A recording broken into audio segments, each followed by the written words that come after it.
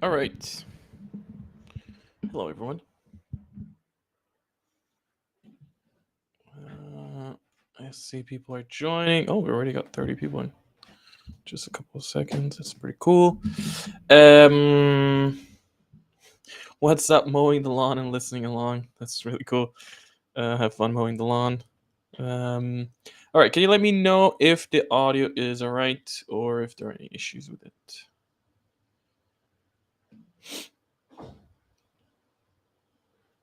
Mhm. Oh, more people are joining. Audio's fine. Audio good to go. All right, that's nice. Okay, let me see. Let me see what's up. Okay, cool. All right. All right. Let me ramble real quick before I start, just to give people some time to get in. All right. It's June. It's the end of June. New month is about to start. New release coming up. Um, Summer's coming. Vacations. Um, Everyone hopefully is gonna have some time off and is able to play more games, have more fun, print more minis. Oh my god, a lot of people are joining. Um, mm, mm, mm, mm, mm, mm. Okay. All right. We actually now have a mod for the first time in the stream, which should help as well. Param works for OPR, and if you have any questions during the stream, he can help along. All right. Okay, a bunch of people have joined. I think we have enough people that we can actually start the stream. Okay, I'm gonna try to make it short. As always, I always say this, but you know how it be. There's a bunch of stuff to talk about. Okay, so let's get right into the. Yeah, all right. First things first. So we have the new community survey. Link is on screen. I'm actually gonna put it in the chat and community survey. I'm gonna put it in the chat and pin the message.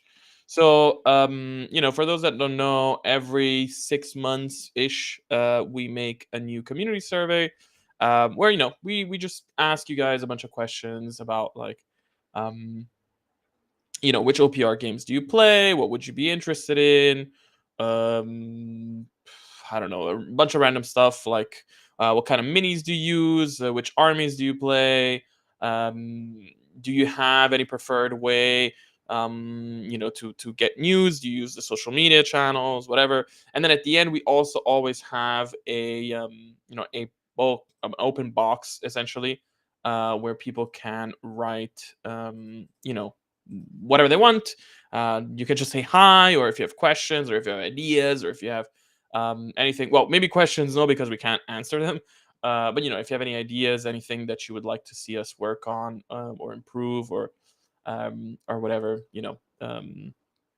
put it there. But yes, link has been pinned. You don't have to answer it right now. You can listen along to the stream and then answer later. But yeah, so it's there. Enjoy it. Let's get to the actual meat of this hangout. All right. So okay, first thing. So for those of you that don't know, the Army Forge. So we had Army Forge. Everybody knew it. Well, everybody knows it. You get to build your armies. That's great. And then on Patreon, we released or gave people access to Army Forge Studio. Army Forge Studio are the exact same tools that I personally use to build all of the armies for OPR, all the official armies for Grim Their Future, Age of Fantasy, and whatnot. They are built using Army Forge Studio. If you are a patron at any tier, $5, $10, whatever, you now get access to Army Forge Studio, so you can build your own custom armies. So you can make your armies, you can make your upgrades, you can make your units, you can make your spells, whatever you want, and have fun. And the newest thing that we have released now is if you go to Army Forge right now, you now have two tabs when looking for armies. You have the official books, the books that you know and love, Battle Brothers, Dow Union, I don't know, Orcs, whatever. But you also have an additional tab called community books. If you go to community books, you can now see books made by other people. So this is a really big thing because it means that now anybody can make armies to play OPR with. That basically fit any type of miniatures you have. So if you have, some funky old Teenage Mutant Ninja Turtle miniatures and you want to play with them, make some rules, put them online, and anybody can play with you. You can literally do anything. You can create rules for soda cans if you want. And yeah, so the system went online this month, and yeah, it's crazy. We already had like over 1,400 armies created. Every day there's new armies created. Yeah, it's kind of crazy. So yeah, if you go to any game system, you can select, instead of official books, you can select community books. You have a bunch of filters there that you can use.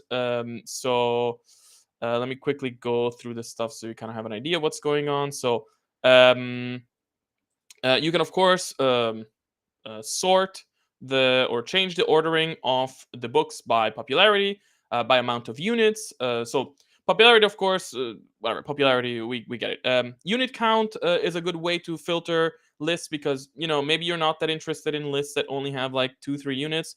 Maybe you're only looking for lists that have lots of units. That's maybe a way to see like the quality of the list as well. So that's a way to find lists and to sort the lists. You can sort them, of course, by modified date, so you can see the newest one first, alphabetically as well, if that's what you want. And then you can also have other filters, like how many units does a list have to have for you to see it. But also another thing that we have is we have a new verified creators button. So if you click on verified creators, you will see only lists made by other creators for miniatures from other creators. So if you support other creators out there like I don't know, Dragon Trappers Lodge. Um, we have loads, and well, as you've seen with the compatibility program, there's always more coming. But Dragon Trappers Lodge, we have the Dice Heads are now in there. We have Mammoth Factory. We have Blue Wyvern. We have more coming. And so if you have those minis and you want to play, you want to actually play a war game with those minis and play OPR, you can now do that with the community books. Yeah, there's lots of books out there already. It's kind of crazy. One thing you can see, by the way, so if you want to help the community, make sure to upvote or downvote the books. Once a book has reached at least 5 votes, you will actually see the percentage, and that really helps out. Like, if you like a book, make sure to upvote it so people know what's up, and help those good books go up. By the way, let me mute my phone so I don't get interrupted. Okay. Other things that matter about this thing. So, like I said, you can play anything with this, and already now there are lists in here for lots of stuff. You can see it up here on the screen, right? There is Goblin Revolutionaries. There is, Interstellar Corporate States. There is, space opera style units. There is modern military units. There's World War II armies. There are historical armies. There are all sorts of things that you could imagine already in here. I saw that somebody made some lists for 6mm armies, which I thought was very interesting. One important thing that should be noted here, and you can see it actually here on this screen, is the Feudal Guard list. So, for those that don't know, Feudal Guard, although it was until now an official book by OPR, is actually based off of miniatures made by the Maker's Cult. So the Maker's Cult are another patron that makes miniatures, and we made an agreement a long time ago that, hey, we're gonna make rules for your armies. But now that we have this system, they have, that just like other creators' armies, they're not part of the official books anymore. They actually fall under the community books. So you can go and still find a Feudal Guard there, and check it out. It's actually one of the top voted armies. We, of course, have this for all of the games. So we have it for Grimdark Future, Firefight, Fantasy, Skirmish, and Regiments. So everything is there. One day, hopefully, definitely when we have FTL on here, we would also love to have community books for FTL. and keep expanding. And basically, just like anytime, ideally, of course, this is the the dream is anytime we create a game and there are tools made for me to be able to build content for the game, we want to be able to give you that content or those tools as well, so that you can build content that can keep expanding, and you can keep having fun. um yeah, by the way, big shout out to those early adopters of the system, especially Dragon Trappers Lodge already made like a bunch of armies, but we have others in there like I was saying, Mammoth Factory, Blue Wyvern, Dice Heads. There's more coming. um yeah, very cool to see people come in here. I'm really hoping that more creators start joining, and um people keep making like fun stuff. Like, I know that the instinct right now for most people is like, oh, they already have some miniatures and they want to make armies for them. And I think that's super helpful, and you should definitely do that. I think if you want to help the community, go out there or go in here, I guess, and make all the armies for all the type of miniatures that you can think of, right? Like, help other people join the game. If you have World War II miniatures, and you're like, look, I love the OPR game system. I don't want to play other complex, difficult, whatever, World War II games. Okay, make all the World War II armies you can imagine, make them for Grimdark Future, share them with the community, and next time you go to a game store, if there's a bunch of people that have different minis, you can be like, hey, like, you have a World War II army, I have a historical whatever, American Civil War army, this other person has a Grimdark Future army, and you can all battle it out together, and yeah, and have fun. The idea of these tools are to help the community come together, right? The ultimate dream is that one day you can walk into a game store, and no matter what miniatures people have, you can just go on Army Forge, you go to the community books, and you will find an army list for any of them, and everybody can play together. And yeah, so whilst in the first place, of course, the temptation is to make armies based off miniatures that you have. Go wild, make armies that don't exist, right? Take a bunch of miniatures from different lines and mix them together. I saw some really cool armies of people like coming up with new stories, coming up with new ideas, new lore, creating really interesting dynamics. Yeah, so it's a really cool tool, and I'm really excited to see how the community adopts it. And it seems already to be going pretty well. Like I said, 1,400 plus fan armies created. I want to give one big shout out to one army that I put here, which is the Chess Kingdom army. So for me, this is really cool to show what you can do with this tool. So there is someone out there that literally took chess pieces and created, essentially the whole game of chess inside of Army Forge. So definitely go check them out. Yeah, if you have chess pieces around, which most of us do, you can now play a miniature war game using chess pieces. So yeah, that is absolutely brilliant, and I love this idea, and I can't wait to see more crazy fun ideas like this, and see where the community takes it. Okay, cool. So let's go forward. And all right, so okay, this is probably going to be the big one for this Hangout. So third edition update. So a couple months ago, I revealed that third edition is actually going to be released soon. For those that know or don't know, I guess we have been working on a new edition of the game for a long time now. So I'm going to say probably year and a half it's been. So the entire life cycle of V2.50 was essentially a preparation for third edition. So we've been working on a new edition for a long time. This is not just a reactionary move to make a new edition. We have been working on it for a very long time. It just happens to coincide with other people also making new editions for their games. But anyway, so new edition of the games, lots of changes, lots of cool stuff.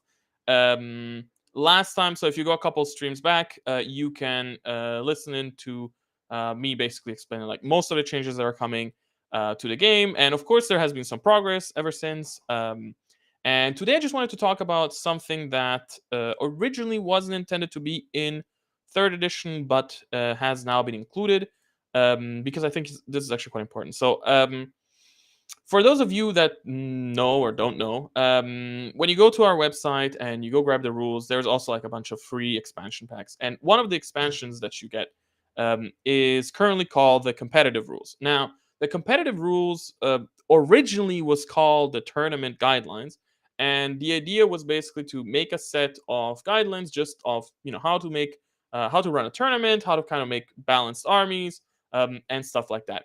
But slowly over time, it was renamed to the competitive rules, and also slowly over time, more and more like clarifications were added to this book. So at the time, I was like, look, these are clarifications that you only need if you are playing competitively.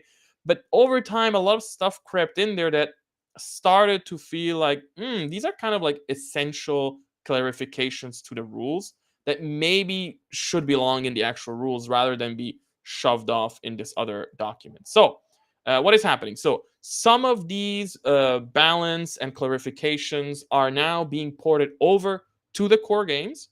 There is going to be no competitive book anymore, or competitive sheet, whatever you want to call it. Instead, we're going back to having the tournament guidelines. So it's a document that only and purely explains to you, like, hey, here's how you can run a tournament. Here's how you can score the games. Here's how you can match people up. Using chess clocks, mixing armies. How to have like these sort of like lists that you bring alongside with reinforcements. Everything related to tournaments stays in the tournament guidelines, right? We're not making the main games tournament games. That's its own thing. But some of the clarifications are coming to the main rules. And I wanted to quickly talk about that right now. So let me pull up the document so I can have it here. Okay, what are the clarifications that are coming? Okay, the first one, probably this is the biggest one to discuss, and it's very important for me. I want to stress this, and it is also specified in the books. These are optional, okay? Completely optionally. If you want, you don't have to. If you want, you can now follow the force organization rules. So, what are the force organization rules? These are very, very simple, very, very basic rules to help you make balanced armies, essentially. So basically, these are a couple of parameters, let's say, where based on the game size that you are playing, tell you, hey, when you're playing a size, for instance, if you're playing a 2,000 points game, 2,000 points game, you can only bring up to 4 heroes or wizards or psychics or whatever. So okay, it's a small thing. It's not completely changing the game, but it's starting to make sure that armies don't go wild, right? It's starting to make sure that people don't come to a game with 12 heroes and completely unbalance the thing. So yeah, what are the parameters? So it basically limits the max number of heroes and the number of heroes and casters that you can have in your army. It also caps the max number of copies of each unit that you can have. It also caps what is the highest points value that a single unit can have. And it also caps how many units you can have in total in your army. So, for example, in a 2,000 points Grimdark Future match, which is what many people consider the norm for this game, you can take a maximum of 4 heroes or casters, maximum 3 copies of the same of each unit, no unit worth over 700 points, and a maximum of 10 units in total.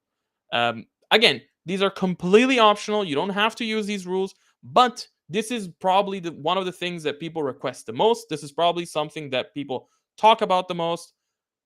And we thought, okay, let's move it to the core. Again, completely optional. It tells you that it's optional and so on and so forth. But yeah, trying to basically help people make balanced armies. Again, one of the big things is like people, you know, even though OPR has been around by now for like almost 10 years, the big growth of OPR has been over the last couple of years, and a lot of people keep joining every day, and the project keeps growing, which is great. But it means there's a lot of new players, and new players most of the time ask the one fundamental question they ask is like, what are the force organization limits? Like, what can I do? What can't I do when building an army? And so these guidelines are here to help you. Like, hey, here's what you should do. Also, one cool thing is it scales with the point cost. So if you are playing a 10,000 points game, this will scale, and you can bring more heroes, you can bring more units, you can bring more stuff.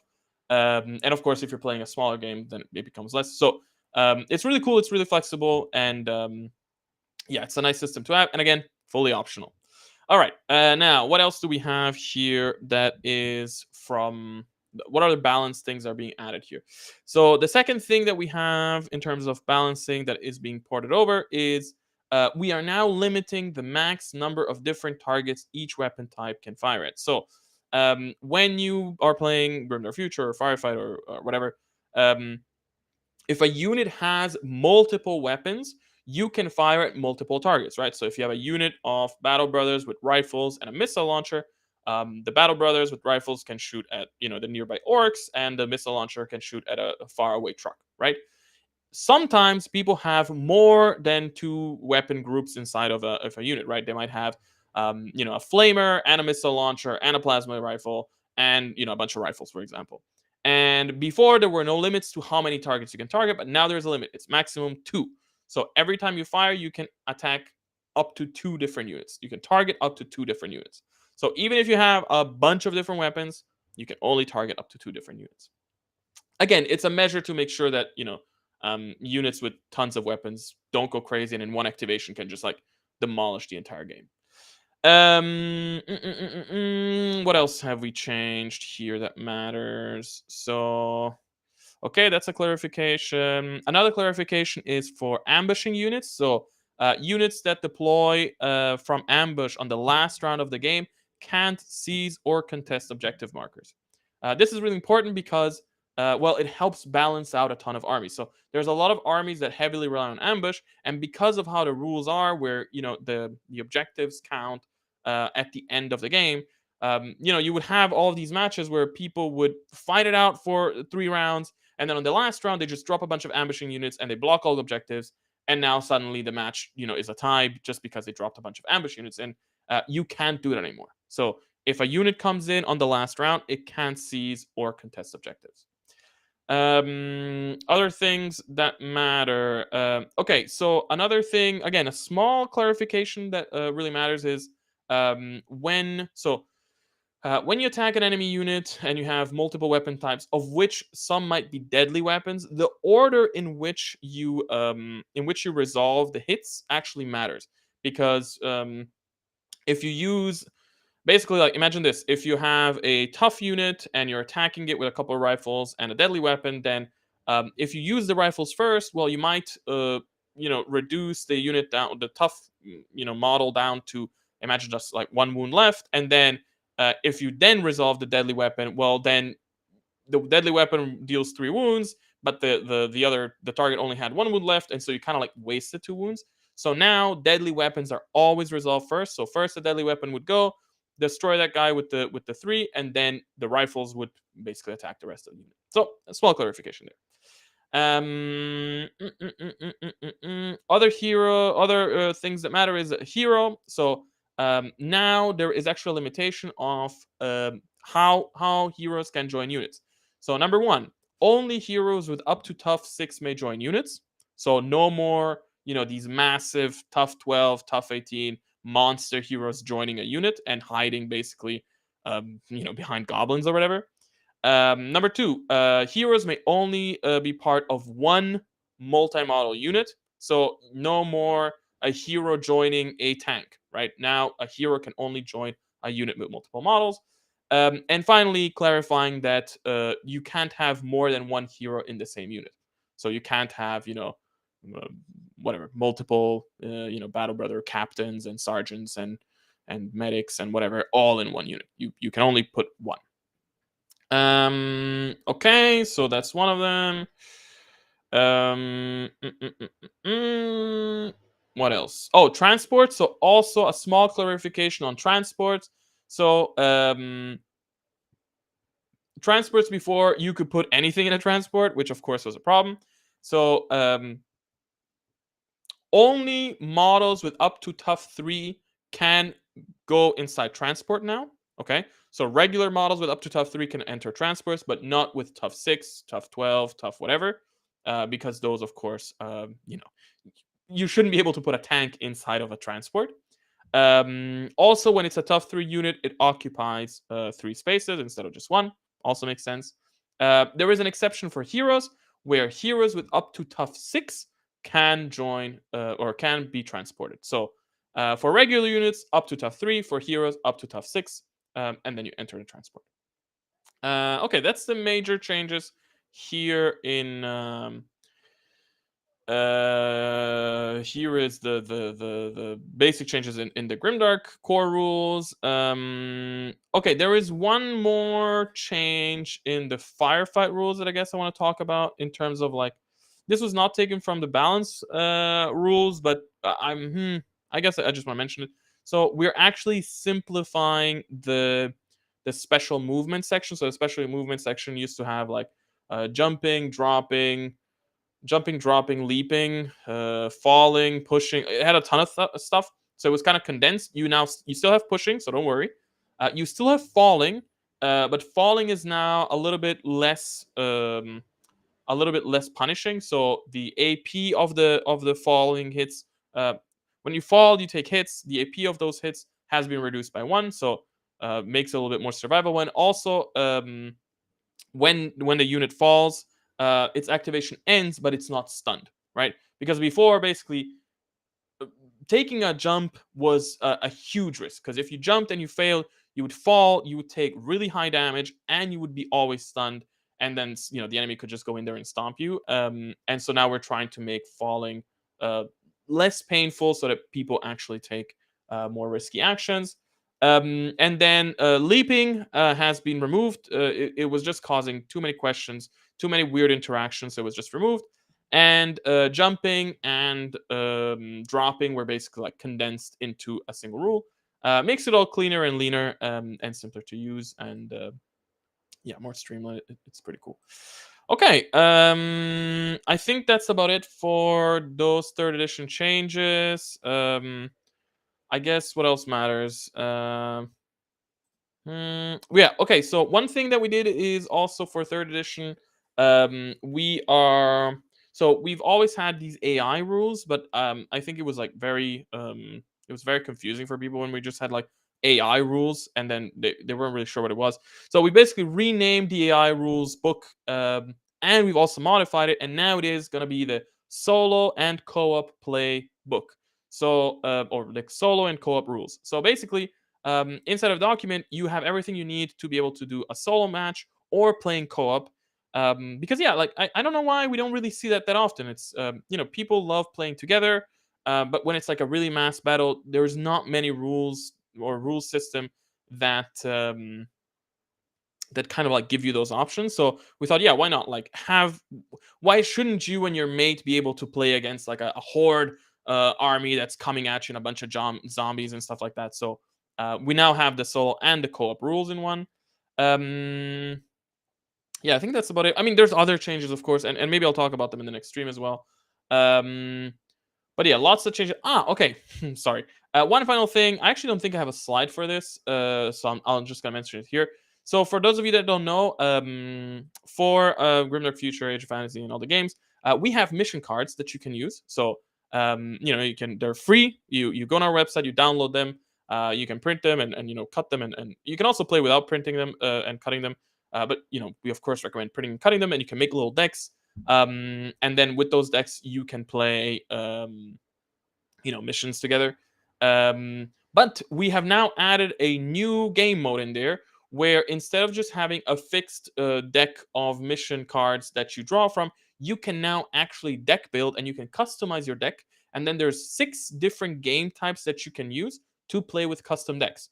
So one of the problems that a lot of people had with the with the standard mission cards that we had before is that they're not really adapted to either your army or the scenario or whatnot. And because it's 36 cards, it's very random what you get, which for some people it's really cool. They love to just play a match where it's like you have no idea what's going to happen, no idea what your mission is going to be next. But some people want a little bit more, more of a challenge of making things a bit more balanced, maybe making things a bit more competitive. So yeah, we've added this new game mode in there. Print the cards, build your deck, and yeah, play together and have some fun. Cool. All right, that's the talk about third edition. Yeah, let's go to the next thing. All right, so the Age of Fantasy World Book. Okay, so I'm gonna keep this quick. All right, so as you know, we have recently started releasing, the updated version of all of the lore in our games. And right now you can read all of the lore of the games by going to Army Forge, and every army has a section which talks about their lore, about the lore of that faction. And that's cool and all, but we want to provide more. So there's lots of things that we're working on, and one of the things that we're working on are world books. So the world books are basically little guides that contain all of the, let's say, prehistory and history of the worlds of Grimdark Future and Age of Fantasy. um, and they talk to you about, well, they give you everything you need, right? They give you the origins of these places, the history of them. They explain the structure. They have maps. They talk about, how does transportation work, how does money work, how does communication work, what is a wizard, what is a psychic, and all these type of things. So it's a really cool, it's going to be a really cool manual that kind of like gives you everything you need to really like enter the universe of these games. Of course, we are also trying to focus a bit on the specific sections of these worlds that we're currently talking about, right? The Sirius sector and Tyria. But also, they give you an insight into the much bigger, much wider scope of these universes, because our universes are much bigger than these local conflicts that we're seeing. And so these books talk about that. Anyway, and so every month I'm showcasing some art from these books, and so here you can see some art from the Age of Fantasy World Book, and here basically you're seeing part of the administration. So the administration is, oh god, how do I explain this whole thing? So imagine like this: in the world of Age of Fantasy, you have void gates. So void gates are basically wormholes ish, where you pass through and you go into a different plane. And there is it appears to be that most planes that we know of are connected to one common plane, where basically factions and species from all over come together. And this is known literally as the common plane. And in the common plane, you have one massive, enormous city called the Planar City. And the Planar City is basically like, I don't know, I guess imagine like a sort of like fantasy cyberpunk setting. It has everything you need. It has like the low street level gang violence type of situation, all the way up to the hyper noble and rich, merchants and whatever. And yeah, it's a really cool part of the setting. And yeah, and who rules essentially, or who makes the laws in the planar city are all the species that are part of the council. And so or the administration, sorry. So the administration is a conglomerate of all sort of different species that are working together.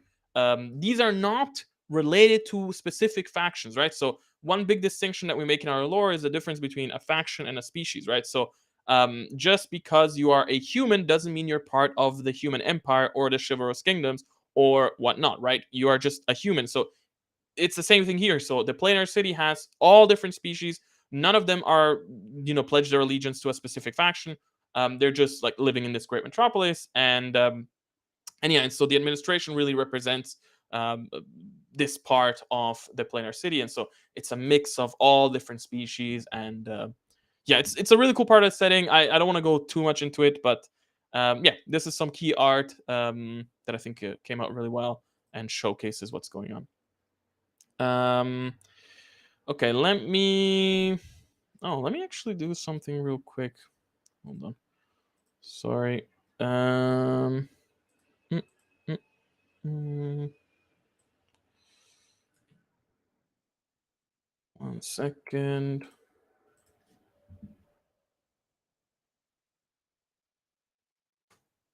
Okay. All right, where were we? So, okay, cool. Age of Fantasy World Book. Yeah. Okay. Okay, short stories as well. So, like I said, we're focusing more and more on lore, and we want to expand the lore, and want to expand the art, and we want to keep giving you cool stuff. And we know a lot of people are excited and they're antsy, and we've been talking about this stuff for a long time, but it's all coming, it's all in the works. And so, short stories. So the plan with short stories is basically we are going to be releasing one short story for Grimdark Future and one short story for Age of Fantasy every month on Patreon. They're going to be early access on Patreon for 3 months. At the end of those 3 months, the stories are going to be released for free on our website for everybody to check out. And the stories basically, follow different characters and situations and places and narratives in the worlds of Grimdark Future and Age of Fantasy. One of these stories, just giving you a little highlight here. So one of these stories is called Illgotten Goods, and it's actually a story following. I can show you some of the key art, and it's actually a story following. Well, it kind of has two sides to it. On the one side, you have Da Vinci, who have found a mysterious artifact and are now having to make the decision to trek through the jungle or not. And of course, we have on the other side, some saurians and some geckos that are basically, let's say, planning to intercept this Vinci mission. And the stories about this, it's actually really fun. It's very interesting as well. Has some action in it. It's actually very cool to see the interaction between, a faction like Vinci, which is, heavily armored, really advanced. They have all of these tech. They have the automa horses. They have the automa guard, right? It's super high tech in a way. And then, clashing with this much more primitive faction that is the Saurians, who rely on much more primitive means and ambush tactics and magic and stuff like that. Versus, in a way, you could say it's like a primitive magic versus advanced futuristic tech. I mean, not futuristic, but whatever. The story is really about that. So yeah, very cool. Okay, but let's move on. Okay, cool. All right, so now we move into the preview part of this. It's not podcast, I guess. This hangout. I'm gonna try to be quick as always. I don't want to spend too much time on this, but let's take a look at some of the things that are coming out in July. So first of all, Fear of the Human Empire. So a bunch of stuff is coming out. So number one, on the top right, you can see that we have the first piece of artillery coming out. So this is the cannon, of course, the Empire cannon. As you can see, as always, the Empire, they have the 5 different elements. Each element has a theme. Each element has an animal, and so on and so forth. So the engineering part, the tech part is, of course, with the water element, and you can see it reflected here in the cannon, which actually has the shape of a sort of like octopus squid thing. Comes with 3 different crew. As always, male and female are included. You can see also at the bottom, there's like a bucket with a little octopus buddy. Of course, this can also be removed. You don't have to use it, but it's there. Okay, so that's one of the units. On the left-hand side, you can see the elites. The elites, pretty cool units. So originally they were just called, I think they were called the Elite Swordsmen, but we decided to expand them, and so now they're called the Elite Weapon Masters. And instead of just being swordsmen or great swordsmen, they now come with tons of different weapons. So they come with different axes, they come with hammers, they come with maces, they come with great swords. And you can see some of them up here on the left. Then what do we have? Well, you can see more. Actually, you can see more of them here in the middle as well. So different weapons. They also come with a command group, right? They come with a drummer, they come with a sergeant, and they come with a banner. But on the right, what you can see is also, this is a lot of firsts. You can also see the first wagon that is being released for the Empire. So the Empire has 5 different elements, and so it has 5 different wagons, let's say. And so the first wagon you're seeing here is the Ether wagon. I think it's called the Altar wagon because it has like this big planetary altar. And the altar, it's a pretty cool model. The wagon is a pretty cool model. Each wagon is themed after its own element. So whilst they are similar, they're all kind of different. The stuff that they have, all the symbology around them, the stuff that's in the back. And each one comes with a different wizard with also a unique pose. So if you want, take the wizard and use it as, just a regular wizard. So it's kind of a bonus here. Honestly, you're getting not just the wagon, but also the wizard as an additional hero for your army. And in the back actually has a little shrine that you can open. Oh, wait, I just realized, no, we actually had a wagon last month with the war wagon. So this is not the first one. This is the first one with a wizard. And yeah, and in the back you actually have like these little doors that can be changed or opened or whatever, and it has like a little shrine that you can check out with like um a little relic of water and different items and whatever. Okay, then we have this is really cool. So yeah, you can see of course in the middle the sergeant and the standard bearer. Then on the right you can see the actual mages slash wizards unit. So yeah, there is, like I said, 5 different elements. So there's 5 different mages. So yeah, this is a faction where you're not just getting one wizard, you're getting 5. Each wizard, of course, or mage represents its own element. So they're also, really cool pose, doing different things. So like casting some sort of fireballs, or there's like a sort of planetary magic and a wave and whatnot. And each one also comes with a buddy. So the salamander for the fire one, the boar for the um, earth one, the lynx for the ether one, and so on and so forth. All very cool poses, cool buddies, cool details. Yeah, these are going to be really really awesome. And actually, in third edition, um, you are going to get for the Empire army a new unit, which is basically like a you can of course buy a single mage and use a single mage as always, but you can also have a unit of mages. So you can have all 5 mages working together as a unit, casting spells together and causing havoc. And of course, on the left, let's not pretend that it's not there. On the left, we have the first big mount, or the first special mount for one of our heroes, which is the I think it's called the Great Griffin, or just the Empire Griffin, or Imperial Griffin. I'm not sure. Anyway, so huge model. This is an Empire captain on a Griffin. Really big model, really cool model. Comes with multiple options, as always, male and female. Everything male and female, by the way. The mages as well, the sergeant, everything's always male and female. It comes with a male and a female version of the captain. Different arms as well. Comes with a halberd. Comes with a sword.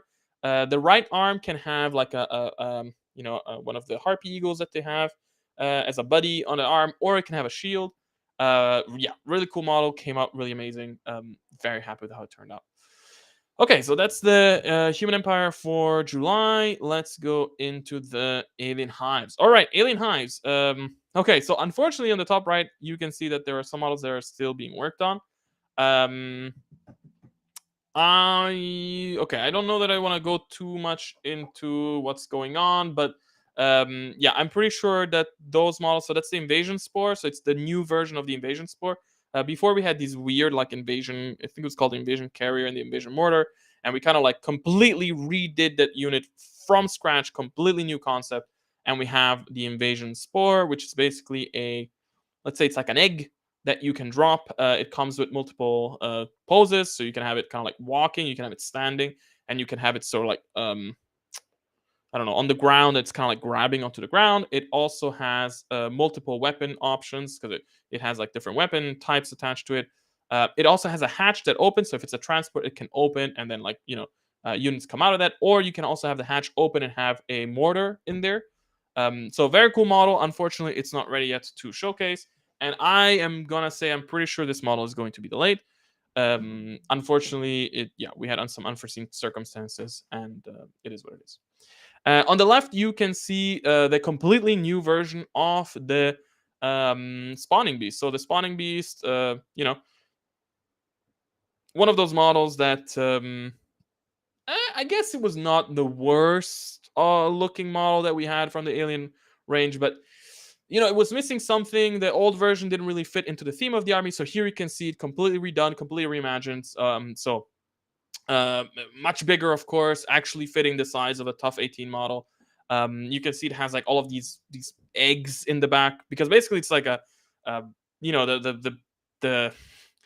the spawning beast kind of like goes around the battlefield fighting, and then from its back, grunts can burst out and go in and swarm the enemy. Also really cool. So the spawning beast actually has a weapon in the game, which is these sort of like spikes that it can shoot. And in the old model, they were not represented. So here you can actually see that in its front armor, it now has all the spikes, which can be shot at the enemy. So yeah, that's also very cool.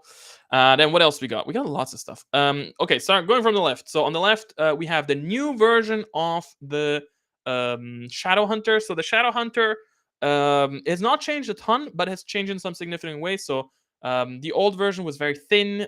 We tried to thicken it up a little bit, making it a little bit more solid. It is also bigger than it used to be, and also the old version, it had 4 razor claws, but it didn't actually have arms. So it was kind of a cool design, but it didn't really make sense. So we now have given it actual arms, and now it still has the big claws in the at the top, and also it now has a ton of weapon options. So you can change both the claws, the arm claws, whatever, and you can give it weapons. You can give it swords, you can give it maces, you can give it whips, whatnot. And then we also have options for the big razors at the top. So you have the piercing option, you have the smashing option, you have a whip option, you have tons of options. Then on the right, in the right of it, we have the Psycho Rex. So in the Alien Hives, we have these Rex monsters. So we have the Carnivore Rex, we have the Psycho Rex, and we have the Toxico Rex. So this is the Psycho Rex, which is basically like the psychic version of it. The model this is one of those models that was like refreshed. So in itself, it basically looks almost the same. I think the pose slightly changed. The tail curves around and stuff like that to be a little bit cooler. But what changes the most is its definition. It's much sharper now. The details are much sharper. It's going to catch paint and shades much better. You can actually properly see all of the brain bits, on its head. It looks really cool.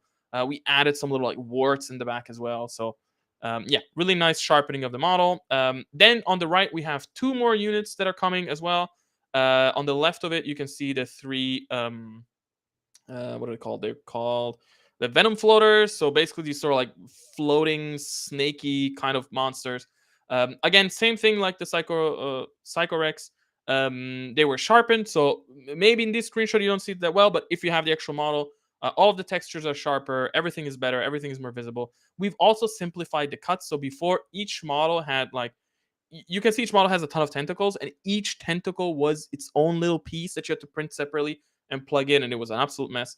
And now we have actually put everything together, and so you can actually see you can actually just print the 2 tentacle. You can print the tentacles as a block, as 2 blocks, and then just plug them in. Boom, it's done. Simplified, much better. They're also a little bit bigger than before. And then on the right, we have the Synapse Floaters. Again, kind of the same thing. They're sort of like these floaty, snaky creatures, but these are like psychic, like the Psycho Rex. And yeah, same thing here. The models are bigger, the models are sharper, everything has been improved, the textures. Yeah, very cool. And then finally, what do we have? Oh, okay, another bunch of cool models. Yeah, the Alien Hives are huge releases. Okay, from right to left. So on the right, we can see the winged shooter grunts. The models are the same as before, but a couple of them had their pose readjusted so that they can properly fit on a 25mm base. We had people complain about the fact that the models were not actually fitting on their intended base sizes. So, of course, we made them fit now. On the left of them, you can see or in the middle, whatever, you can see the Soul Snatchers. Same deal for the Soul Snatchers. The models are the same, but the poses have been tightened up so that they can actually fit on their appropriate base size. Very cool. Same thing at the bottom in the center, you can see the Snatcher Lord. It's like their hero. Same thing, pose has been adjusted to fit on the proper base size, and also gets a buddy now. Gets a little buddy on the shoulder. Thought it was really cool. And finally, on the left-hand side, you can see the new and improved version of the Flamer Beast. Much better, completely redesigned, bigger, sharper textures, looks more in line with the rest of the faction. Also comes a little buddy, comes with a super nice flame smoke plume from its mouth. I think this model looks really amazing, and yeah, I can't wait to see it, printed and painted and shared online. I think that's going to be very cool. Okay, so that's the 2 main armies that you're getting in July, and then we pass on to the legendary. So okay, so the legendary is really cool. So this model is from the Mummified Undead. We haven't had anything from the Mummified Undead for a while, so it's very cool to go back to them. And yeah, so basically this is the Skeleton Titan. So the Skeleton Titan is basically, so you know how in the army we have skeleton giants? Well, imagine if the skeleton giant was way bigger. way bigger. So this guy's enormous, and basically, yeah, it's this enormous skeleton that is bursting out. Yeah, I can show you in the next screenshot. It is bursting out of the ground, ready to pounce, ready to strike. And yeah, and you can see this model is like really like mid emergence. Um, yeah, it's very cool. It has lots of details, lots of symbols, lots of different things on its neck. It has different necklaces. There's a thing on the waist as well. In the back, actually, on its back, it has like a bunch of different items and stuff that it's, when it emerges, all of the sand is kind of like falling off, and it has items on there, little relics and stuff like that. Yeah, very cool. Yeah, really, really. Again, another model where I'm really looking forward to seeing people print it and paint it, and yeah, this is gonna be fun as well. Okay, cool. So this was the preview section for July. Now, whoops, going too fast. Now let's move on to the concepts. So, okay, how much time do we have? Oh, okay, we're pretty good on time. Okay, so Human Empire concept. So, what do we have coming in? So this is for August now. So that's how far ahead we're already watching. Okay, so Human Empire concept. So number one, we have the oh god, the bounty hunter. So I always loved the idea of the bounty hunter in the rules, but I always thought that the bounty hunter as a concept didn't really fit for me as the empire itself. So in the empire, we actually have a couple of units which are for the new edition are now, and for the lore and whatever, are now going to be mercenary units. So for those who know that, for you that know that or that don't know the lore of the Human Empire and of Age of Fantasy, basically a long time ago, the Human Empire used to be this enormous empire that spanned all the way to the north of Tyria and all the way to the Southlands and stuff like that. And so it had peoples from all over, and they're mixing, and that's really great. And then over time you had the some cataclysmic events, you had the Havoc Wars, you had the Shattering of the Orb, and slowly the Empire broke down and shrank. But it doesn't mean that you don't have human allies from all over Tyria and all over the world. And so when those come together and want to help other humans and humanity against the force of havoc or whatever, they come together as mercenaries helping out. So one of these mercenary units, whatever, is the bounty hunter. Bounty hunter, very cool, comes with has like a really cool how should I call it? It has like this sort of like chest plate that is really, I don't know. It has something. It has a vibe. It comes with a male and a female version. The female version also has like a sort of like corset version of the chest plate. Of course, as always, our models are not sexualized. Don't worry about that. But it does look really cool. So we have a male version, a female version. Comes with lots of different things. Comes with like hand crossbows. It comes with pistols. Has a big great sword in the back. Two different helmet types. Two different poses. Actually, like these two poses, the final one is actually a little bit different, and actually also not shown here, unfortunately. The bounty hunter actually comes with a guard dog. So we have lots of pets, honestly, in the Human Empire, and yeah, this one's really cool. It's like a really strong, mean-looking guard dog that is ready to attack, and comes with the bounty hunter. Okay, oh my god, I spent so much time talking about bounty hunter. Next one we have, okay, so we have the engineer and the horse.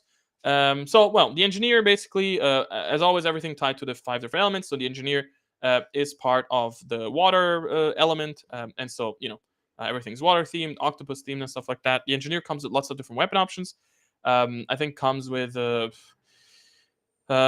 sniper rifle, a rifle, maybe not a rifle, definitely a sniper rifle, a grenade launcher, a Gatling gun or Gatling rifle, twin Gatling pistols or dual Gatling pistols, however you want to say it. Comes also with like a cool scope if you want to use it, kind of like as a scouting or whatever, aiming for the artillery kind of pose. Yeah, lots of different options. Also comes with its own buddy. It's sort of like an octopus in like a bowl with like a scope as well, which is really cute. And then so that's the version on foot, and then we have the version on horse. And so for a long time, people asked us like, "Oh, how are you gonna do the robo horse?" Like there was a robo horse or a robot horse or whatever it's called in the in the rules, and people are like, oh, how are you going to do it, especially now that you have Vinci. And so the Vinci army has like these actual mechanical robot horses. And so we said no, for the Empire, that they're not making robot horses. Instead, what they're doing is basically like robo enhanced horses. So the engineer's horse basically has all of these sort of mechanical, they're not implants, but all of these mechanical enhancements to it. And it comes like with a little like steam engine in the back, which basically allows the engineer to augment his horse, or her horse, of course, male, female, always provided, which allows them to augment their horse and, go into battle and boing around and, that type of stuff. So very cool. All right, next up we have the horse marksman, I think they're called, or marksman on horse or whatever. It's basically like the marksman but on horses. They're very cool. They have very dynamic poses. They have cool different setups for the horses. The horses come with cool details. The sergeant horse is really cool. It's very different from the other ones. They come with lots of different weapon options as well. They come with rifles. They come with dual pistols. Again, I think the sergeant comes with multiple weapons, like the Gatling rifle and a sniper rifle. Yeah. Also, very cool unit. Also comes with a command group, so you have the sergeant, standard bearer, and musician. Actually, this I've seen the models; they look amazing. I'm so amazed at the stuff that our team is able to do, and congratulations to the team.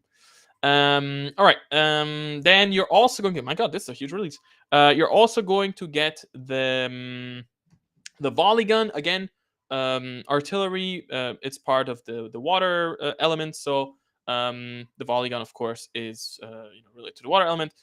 Very cool. I actually really love this concept. So the concept is that basically you have you have the volley gun with all of its different like barrels, and then the way that the barrels are fed is you have this octopus head which you fill with ammo, and then each tentacle actually goes into a different tube, and so it feeds the ammunition, and then just destroy your enemies. Really cool model. I've also already seen it. Looks very cool. Comes with crew as well, as always, 3 different crew. Also, I think all of the engineering, all of the artillery pieces also come with like some additional items. Like I think they come with like little ammo boxes and stuff like that. So that's gonna be very cool. And then what else you get? Okay, this is the final thing that you get, which is the steam tank. So like I said, 5 elements, 5 different wagons. Well, this one's not really a wagon, but whatever. For the water element, you get the steam tank. So the steam tank, really cool. It's an actual tank. Again, it's very interesting that people ask us like, oh, you have the Vinci, where you have in the Vinci you have the carro armato, which is also sort of like a steam. It's not a steam thing, but it's a clockwork vehicle. And people are like, oh, how are you going to make it different, whatever. And well, as you can see here, it looks very different from the Vinci one.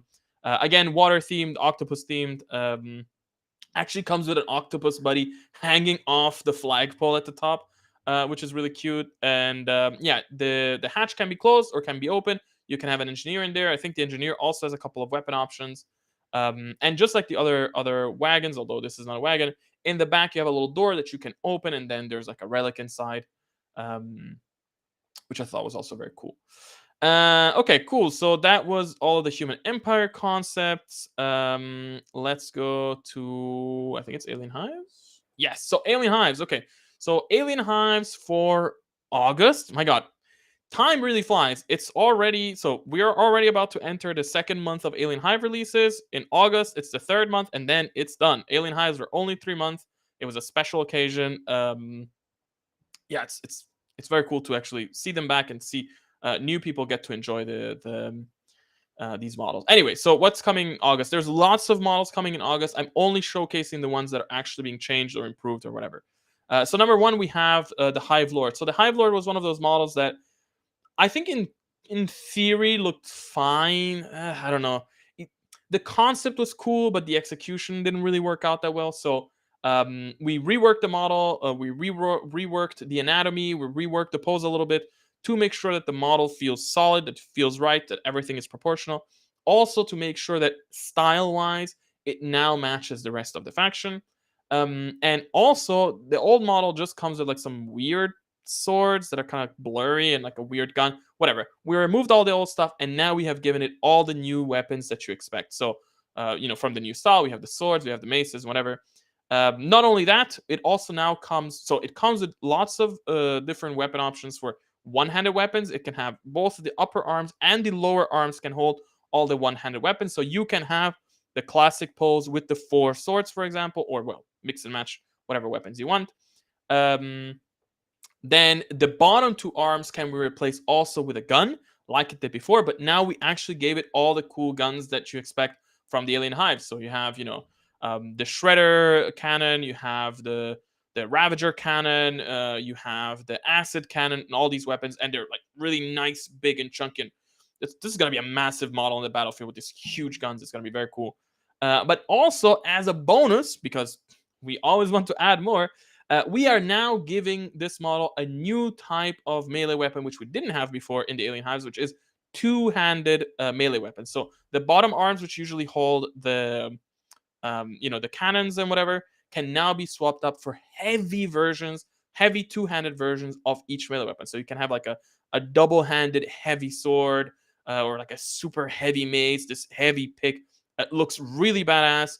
Also, of course, in third edition, these are going to have rules in the army, so you can actually field them and have fun with them, and destroy the enemy. Hive Lord, really cool. Then what else are we gonna get? Okay, then another one model that is being reworked is so we saw the Flamer Beast. We also have the Mortar Beast. Now the Mortar Beast, really cool. So when concepting, we came up with 2 really cool concepts. And so we're actually going to give you both. So again, doing the most, not just giving you one model, actually giving you both for this one. So the whole concept behind the Mortar Beast is basically it's this sort of beast that has a bunch of like spores that it kind of spawns and carries, and then it can kind of fire. So we love the idea, of course, that it can fire it, whatever. That's the classic one. But then we had this concept where the monster has these, or the Mortar Beast has these spores like more slowly come out of it, and sort of like spawn and just like float around. And we thought it looks really cool. So we made this model, which looks amazing. I've seen it. It looks great. You're going to love it. But then, of course, for those that want the more classic look, we also have this version, which is with the cannon, as you know and love, so that you can also like shoot the spores really far. Another really cool model. I've seen it. It's lovely. All that good stuff. Okay, then what do we get? Oh, okay. Artillery Beast. Again, another model where if you look at the old version, very lackluster. Sure, the concept is there, right? Big monster with cannon in the back, but it's very lackluster. So we're making a completely new version. Again, T18 monster, so tough 18 monster, so really big. And really cool, completely reworked, better textures, better anatomy, better everything. Also looking like it actually fits in the faction, and now with a ton of weapon options. So I think it comes with 5 different back weapon options. So you can have the spitter cannon, the acid cannon, you can have a ravager cannon, you can have the shredder cannon, lots of different things. Again, I've seen the models; they look really cool. And yeah, it's actually really cool to see It's really cool to see how we always had this idea that the alien hives should have this mix of sort of, um, you know, gun-looking stuff, but at the same time, it should feel more organic. And it's actually cool to see it all come together with these monsters, and also see it be consistent, right? Because you can see also here from this concept that the shredder artillery that this monster has is related to the shredder cannon of the Hive Lord, is related to the shredder gun or the heavy shredder, whatever it's called, that's on the back of the Carnivore Rex, is related to the shredder cannon or the shredder gun that is held by the warriors, and so on and so forth. So you have this consistency across the army. The whole army feels cohesive. Really awesome to see it all come together. Okay, cool. I think. Oh, there's more. Sorry, I forgot. Yeah, the last month is gonna be crazy. And then you also going to get the new version of the Devourer Beast. So the Devourer Beast, actually a couple months back, you got the Devourer Titan. So the Devourer Titan is a really huge Titan Devourer Beast, whereas the Devourer beast is smaller. I mean, it's still huge. It's a tough 18 monster. So it's unrelated, right? It's related in in action, let's say, but it's also a bit smaller. It's a bit different. A very cool model. This is, I think, the only model in the faction that actually has 6 limbs. Even though a lot of people always request 6 limbs, who knows why? We actually have 6 limbs on this monster, and yeah, I'm really looking forward to seeing this. This one is still being modeled, but I think it's gonna be very cool with its big rock, and it's kind of like grabbing onto it, and its big tongue. Yeah, I think this is gonna be a really cool model. Okay. Okay, so what else we got? Oh, okay. Whoops. Well, okay, I guess we can go into the next thing. So yeah, that was the aliens. Like I said, August is the last month. Going out with the boom, so there's going to be lots of stuff. But what else are you going to get in August?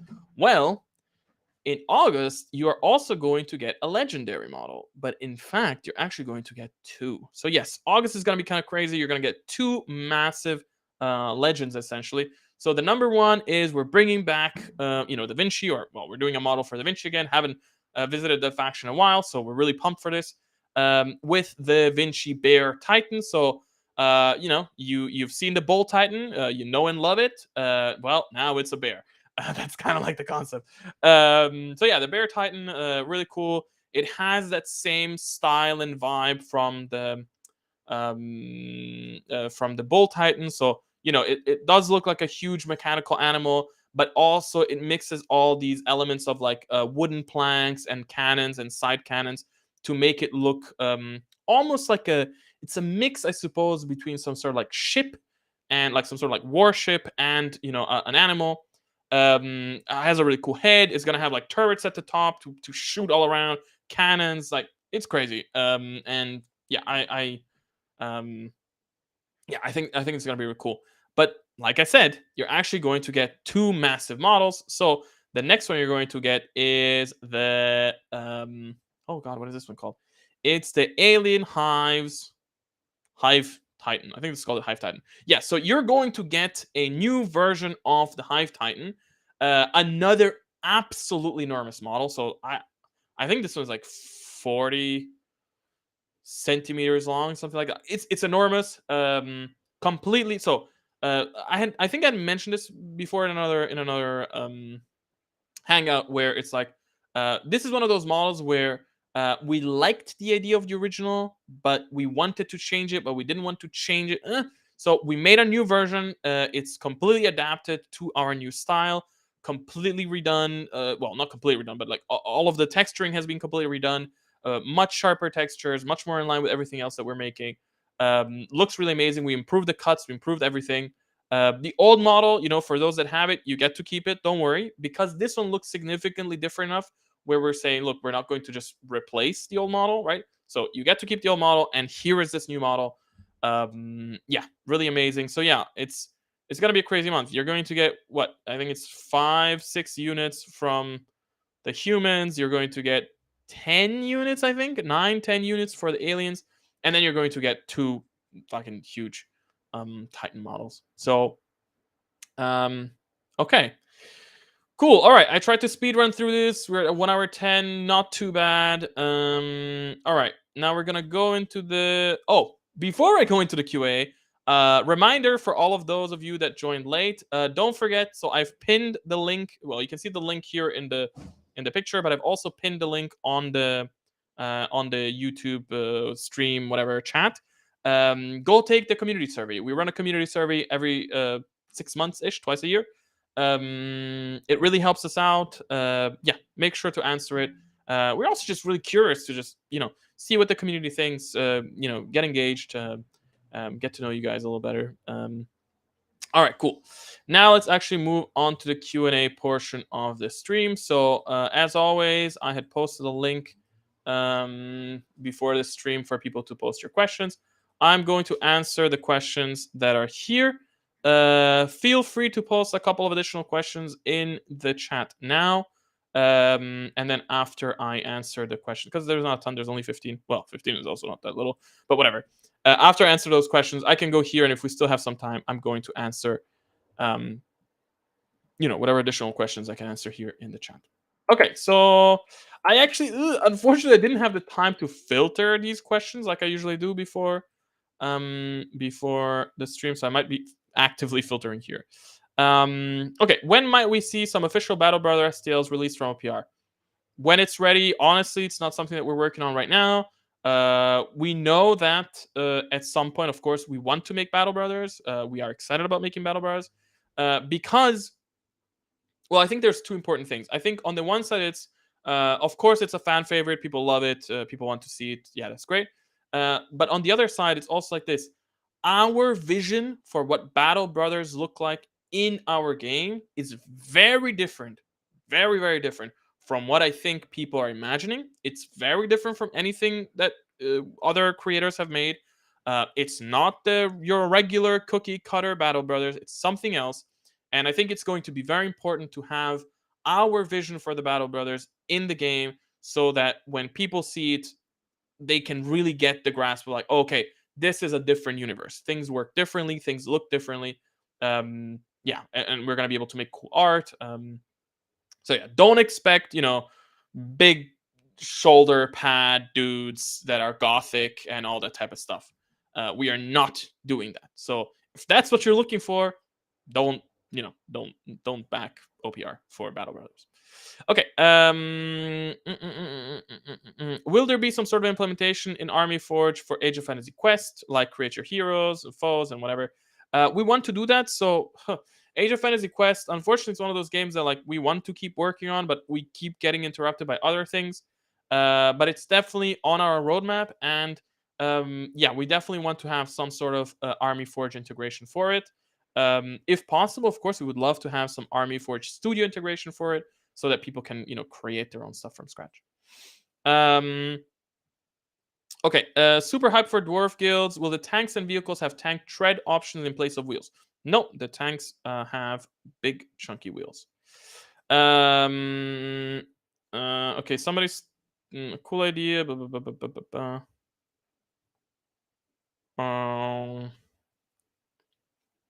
Okay. So sorry. So basically, somebody's saying like, "Hey, a cool idea for you to think about for the painting company. It would be where instead of two exclusive, basically saying, sorry, instead of giving out two exclusive minis, you could give the winners a month's release of an old army, or maybe like I suppose a what do you call it, like a gift. We could gift a subscription or something. Unfortunately, OPR, sorry, Patreon does not give us the tools to gift a subscription, and we also are not, you know, we're not really too interested in giving out an entire army for winning the painting competition. I don't know, that feels a little bit unbalanced. So yeah, we don't currently have any plans of changing the rewards for the painting competition. Is there any update on the release of the new 3.0 rules? So okay, it's always when it's ready, of course. I was talking to someone um, I described it like this: the rules are coming soon. They're not coming soon, and they're not coming soon. They're coming soon. I hope that makes sense. For the third edition revamp, are there any brand new or completely revamped advanced rules? So for the actual third edition release, no, there are no. Well, a couple of rules are going to be slightly like clarified and whatever. But the plan is that somewhere in the hopefully near future, but who knows, we will actually make a big expansion for the advanced rules, essentially doubling the amount of content that there is, and add a bunch of stuff. I'm really happy about that. I'm really excited about that. But priorities first. Let's actually get third edition out. Any news on the Cinecore Mini Wargaming Goobertown Battle Report? Unfortunately, no. There, things are moving. Things are being done. Things are being talked about and whatnot. I don't want to go into too much detail because it's not really my place to reveal certain things. But it's all being worked on. It's going to eventually come out. Well, I just don't know when exactly.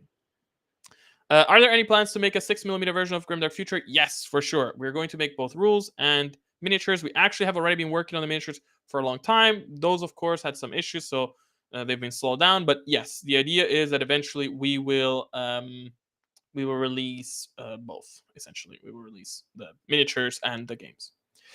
Um, mm, mm, mm, mm, mm. Oh god, somebody asked 5 questions in one. Okay, any updates on V3 rules? Already did that. Any news on co-op scenario game? Age of Fantasy Quest. Go check it out on Patreon. Plans for 50mm scale. So yes, all of our small scale models will come in 3 scales. So we're just gonna call them small scale as the umbrella term. But the idea, of course, is that they're going to be released in 6mm, 10mm, and 50mm scale. So when you buy our small scale models, you're not buying 1 scale, you're buying 3 scales, which I think is very cool. Plans for any future games? None that I want to reveal yet, I suppose. Any plans to add any additional rules if we are interested in adding complexity?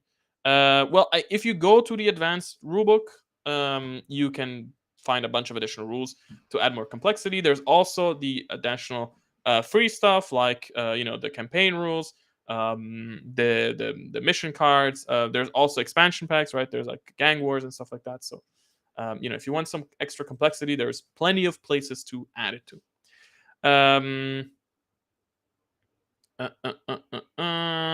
Is there any progress on Age of Fantasy Quest? Like I said, not enough that I can really mention here, unfortunately.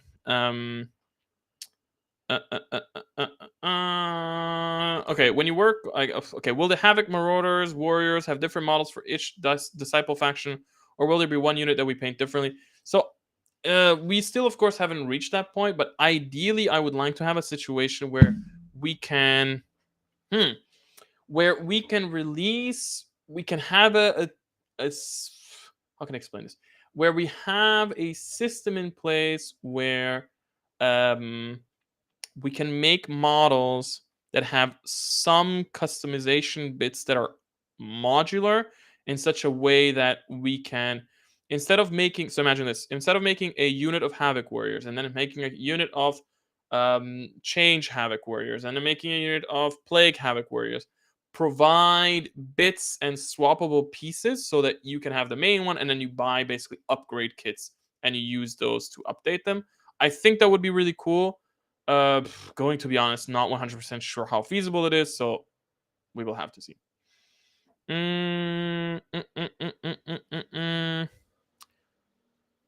Could you make ambush an optional rule for destroyers? No. But hey, now have Army Forge Studio. If you want to go and change the rules of any faction or any unit, you can feel free to do so. Okay, so that was all the questions that I want to answer from here. I'm going to now quickly scroll through the questions and answer those, and then we're going to wrap this up. So,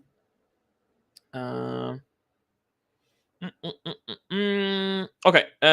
Great to see you on the conventions. When do you plan to appear on the events in continental Europe? Example, Poland. Unclear. I feel like Rafa, you're asking this question every stream, which nice, but yeah, I don't know. When we know, we will let you know. That's how it goes. Did the Burroughs resin pocket got fixed? Yes, it was. Now that Big Battle Brother primogenitor units are becoming more common in other games, any chance they might get rules for them in Grimdark Future? No, there are no plans for primogenitor guys. What's your plans when you've made all the armies you currently do? Go back and do them again. Well, we have lots of ways to expand, and we have lots of things that we want to do. We want to start and or continue to release new and original armies. Of course, maybe in 8-10 years, we will start going back to some old armies and either redo them or revamp them or add new models.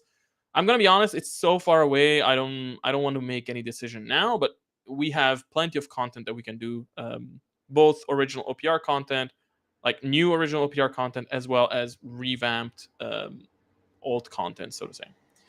Do you guys ever plan to do orcs for Age of Fantasy? So yes, every faction that has rules in the game is eventually going to get models. The question is not if, the question is when. Is it okay to showcase and demonstrate Army Forge in a YouTube video? I'm not 100% sure. I guess you can. Okay, so here's the thing. As long as you are not revealing any of the cost formulas, that are behind it, right? I don't really see any problem with someone just showing how it works. Of course, you have to make sure that you're not accidentally revealing what the point costs are, which is very difficult because Army Forge, the moment you put a special rule, it tells you how much it costs. So I'm not really sure how you're going to do that. So yeah, that's the thing. If you don't want to, get in trouble, then don't show anything that is paid content. Will all battle brothers look the same with different expected paint schemes, or will each sub-faction actually have unique sculpts? Kind of the same answer as the one from the Havoc brothers before. I'm not sure. I'm going to be honest. I'm a little bit tempted to say a bit of, well, bit of both. I don't know. I guess okay. Brainstorming live here, right? I think the ideal scenario would be one where, imagine this: we have Battle Brothers, and then we have Wolf Brothers, right? And Wolf Brothers have a bunch of unique units, but they also have a bunch of units that are just basically the same stuff that you have for Battle Brothers. So what we could do, for example, is say, hey, when we are making our Battle Brothers, we make sure that, for example, all the heads are swappable and all the heads use the exact same plug, right? So that then later, when we are doing the Wolf Brothers, we can say like, hey, here is a bunch of like upgrade sprues, essentially, like a bunch of upgrade sets to upgrade your Battle Brothers into their own whatever their new unit, their new detachment. So now it's like, hey, these are Wolf Brothers. And alongside them, then release the actual new units from the Wolf Brothers. Detachments, I'm going to be honest, they're in the game and they're cool and they have a place in the story as well. I think it's actually very cool, but from a production standpoint, they're a little bit problematic. And I know that if we, even though of course the simplest solution is just to say like, hey, just paint them differently and whatever, paint them a different color. Um, People are not going to be satisfied with just that. So at least at the bare minimum, we should release sprues, quote unquote, upgrade kits with lots of different like assets that you can attach to your unit to make it look, like it actually belongs to your detachment. And if possible, maybe change the helmets, and then there you go. Are the point costs for Grimdark Future and Age of Fantasy made the same way? Yes. Would an Age of Fantasy army be able to fight a Grimdark Future army? Yes. So they both use the same engine at the core, so they can totally fight. OPR buddy plushies when? I don't know, one day.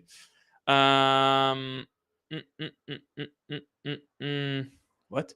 Would it be possible to pose a grunt next to terrain models to better gauge size? No.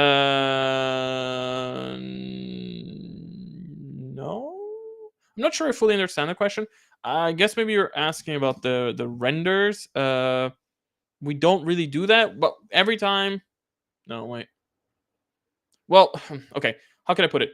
The relative scale of the terrain is always kind of the same. So at a glance, you should be able to tell what size it is, right? So, a fence is going to be, a barricade is going to be about this size, and then an area feature is going to be about this size, and a building is going to be about this size, and a large terrain is going to be about this size, or something like that. So, I'm going to talk to the team and see if maybe we can find a way to do comparison shots without having to redo all the renders. I don't know. Noted. That's what I'm going to say. Are there plans for models outside of the factions in both Age of Fantasy and Grimdark Future? Yes, there are plans for new models and new factions.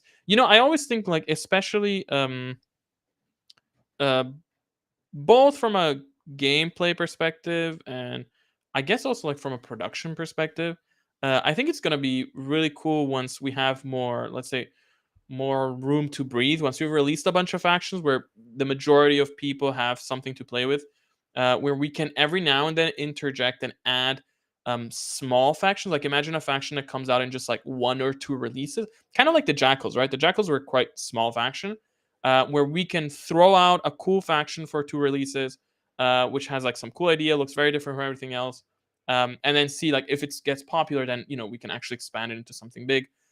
Or alternatively, like we have all these other games that we want to make, these smaller scale games like Age of Fantasy Quest, Grimdark Future Quest, name not final. There's other small scale games or skirmish size games that we want to make. where I think it would be very cool to release, like, for instance, for gang wars, right? Like, release a gang for gang wars, and if people like the idea behind this gang, maybe eventually could become an army. So I think there's definitely plans for factions outside of what you already have. Um, for models, for factions, for whatever. Yeah, there's plans, but we have to see how it goes.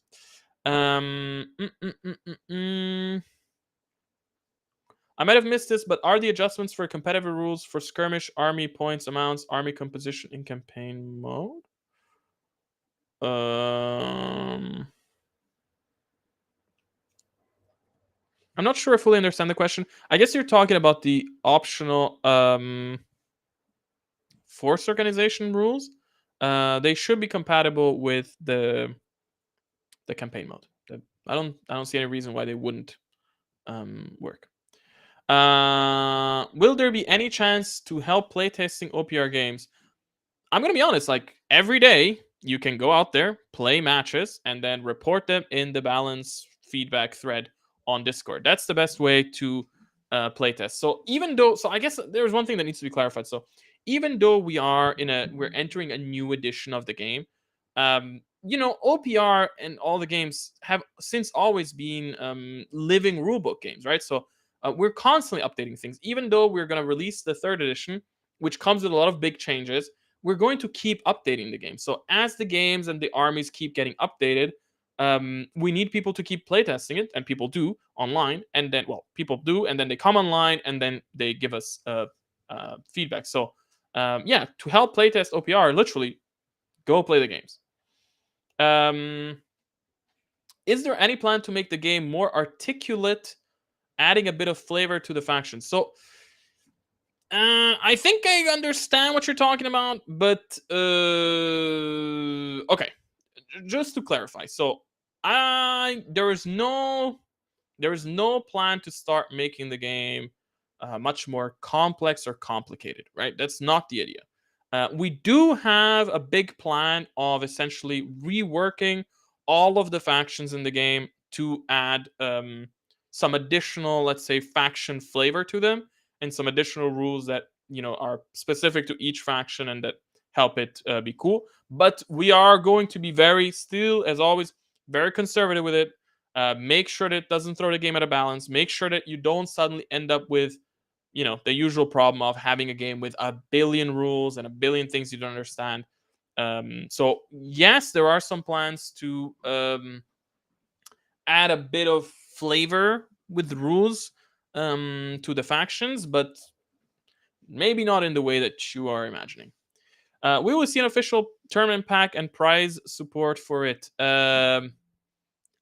Yes, but no. As in, sorry. Yes, but I don't know when. We have been working on that for a long time. We've worked on a bunch of stuff, medals and packs and a bunch of things. But the reality is that we've just been swamped with other work. It's just like the Vanguard program, right? Like, we wanted to do it, and we're happy, excited to do it, but we are so swamped with other work that we don't have the time to do it. But good news is that we now have we now have a team that is going to be fully dedicated to marketing and support and community, and this team is going to be solely focused on that stuff. And so all of these sort of things, like Vanguard program, tournament packs, and all that type of stuff will get together and slowly start coming out, and then have appropriate support for it. Approximately how far? Oh my god, so many questions. I need to go faster. Approximately how far out is Grimdark Future FTL from release? When it's ready. Any chance Hive gangs might return to full Grimdark Future? I'm not sure. I'm not sure. I didn't. Do you see the feeling I have about that? Yeah, that's. I don't like it. I don't know. I hate to say this, but I just don't. I put it in there for a moment, and I just didn't like it. I don't like the idea of gangs in massive battle. It just, I don't know. Will we see an AOF version of Gang Wars soonish? Soonish? Definitely not. Will there be mission cards for regiments? The Age of Fantasy cards work for regiments as well. For the painting contest, can we use faction terrain as the base of the model? I guess you can use bits of it. It's too big. I guess you can make the terrain and then put the model on it or next to it and then take the picture. I guess you could do that. Why is spreading attacks? Why spreading attacks removed in 3.0? Will it make Horde army stronger? Spreading attacks is being removed because it's just too complicated. It just makes things more complex than they need to be. Especially for the skirmish games, which are meant to be sort of like your intro for many people to the games. I think spreading attacks always made things more complex than they need to be. Spreading of attacks does remain in 3.0 via blast weapons, so don't worry about that. Will it make Horde army stronger? Depends on what you do, right? Bring blast weapons won't make Horde army stronger. I think that's it. Also, by the way, the we are going to reverse the change that we made to how units are grouped in fantasy, where in fantasy skirmish, or well, in skirmish in general, where before we had a lot of units that came in small groups of 3. And then we changed it where even those groups came in models of 1. And now we're going to reverse it and have, again, more groups. So, again, also helping balance out this whole thing.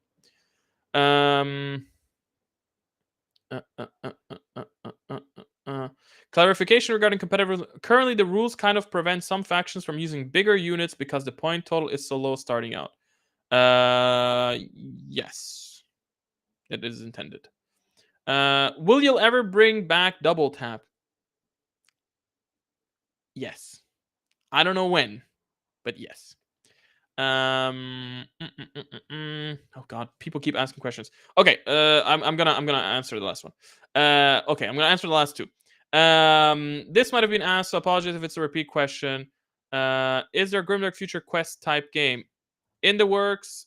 Basically, once Age of Fantasy Quest is done. So with Age of Fantasy Quest, we're going to solve a bunch of problems, not just in terms of like how do we make the rules for this, but also like how do we properly structure, the heroes, and how do we make enemies, and how do we make shops, and how do we make items, and how do we make campaigns, and how do we make the tools, how do we make the Army Forge Studio stuff for it, blah blah.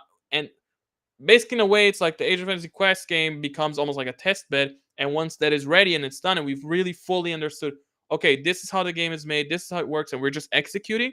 At that point, we will do the Grimdark Future version because it's gonna be very easy, right? It's just gonna be like a tiny transition where it's just like, okay, here's a Grimdark version of the rules.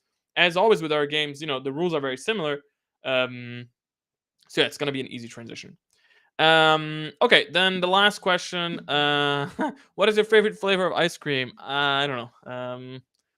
Chocolate, dark chocolate, maybe. I have this thing where, like, as I got older, I love.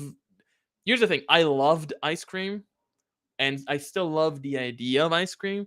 But every time I have ice cream nowadays, it just is too much. I don't know. I don't know what it is. I mean, just because I'm older, it's just usually either too sweet or too creamy or too big or too. It just makes me thirsty. So, I'm the type of person that goes to the ice cream shop and like maybe will ask them for like, hey, can I taste? Can I have a taster or something? Or maybe I will try for my friends. But I can't have a full ice cream anymore. It just don't work. But yes, if you're asking about flavors, I guess chocolate is pretty good. There are a bunch of flavors that I like that are like Italian, but so I don't know if you know them. So let's stick with chocolate. Okay. All right. It's been an hour and a half. This is our cutoff point. Uh, Thank you everybody for joining as always. I'm very happy to see so many people show up to these streams. And I'm going to keep making them. Probably I don't know, tonight or maybe later today or tomorrow or whatever. I'm going to make a post on the website which contains this, but also which is going to contain, as always, the link to the questions for the next stream. So if you have questions that you want answered either now or you come up with something over time, go there, grab that link, go put your questions. And yeah, I'm going to answer them during the next stream. Also, don't forget, check the link that is pinned for the community survey. Make sure to answer the community survey. That helps us a lot. And yeah, so I think the idea is that the next stream should probably be around the 27th of July. I think there's a couple of days there where I may be visiting family and I'm gonna be flying around, so I'm not sure. But around the 27th, that's probably when you can expect the next stream. Yeah, thank you very much for coming, and yeah, I'll catch you later. Bye bye, everybody.